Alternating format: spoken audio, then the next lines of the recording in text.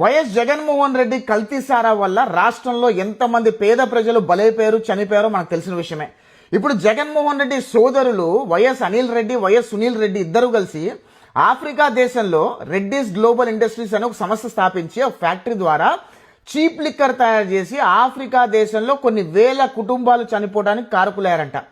Africa దేశము అసలు ఈ కంపెనీ ఎవరిది అని ఆరాధిస్తే ఈ company YS Anil Reddy, YS Sunil Reddy అని చెప్పి ఇద్దరు పేర్ల ఉంది. వాళ్ళిద్దరు ఎవరు అంటే మాజీ ముఖ్యమంత్రి ఆంధ్రప్రదేశ్ రాష్ట్రానికి వైఎస్ జగన్మోహన్ రెడ్డికి తమ్ముళ్ళు వీళ్ళిద్దరు.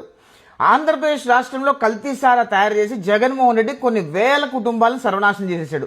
ఇప్పుడు వాళ్ళిద్దరు తమ్ముళ్ళు కూడా ఆఫ్రికా దేశంలో కూడా కొన్ని వేల కుటుంబాలు సర్వనాశనం అయిపోవడానికి వాళ్ళు కారకులయ్యారు అంటే గనక ఈ వైఎస్ కుటుంబము పేద ప్రజల జీవితాల మీద డబ్బులు ఎత్తుకునే ప్రయత్నం చేస్తుంది అంటే ఏమనాలో అర్థం కావట్లా.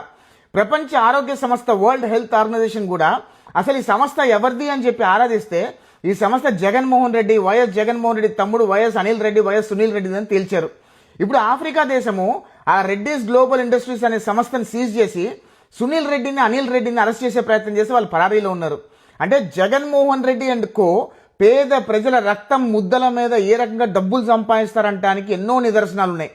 ఆంధ్రప్రదేశ్ రాష్ట్ర ప్రజలందరూ కూడా జగన్మోహన్ రెడ్డిని 11 సీట్లు ఇచ్చి పక్కకు కూర్చోబెట్టారు, బానే ఉంది. కానీ జగన్మోహన్ రెడ్డి అనే వ్యక్తి ఆంధ్రప్రదేశ్ రాష్ట్రంలో ఉన్నంత కాలము రాష్ట్రానికి పెట్టుబడిదారులు రావాలంటే భయపడతారు, రాష్ట్రానికి దరిద్రం పట్టినట్టు ఉంటుంది. ఆంధ్రప్రదేశ్ రాష్ట్ర ప్రజలందరూ కూడా జగన్మోహన్ రెడ్డి అనే వ్యక్తిని ఆంధ్రప్రదేశ్ రాష్ట్రం నుంచి తన్ని తరిమేస్తే తప్పితే ఆంధ్రప్రదేశ్ రాష్ట్రానికి మంచి రోజులు రావు అని అభిప్రాయపడుతున్నా. జై హింద్.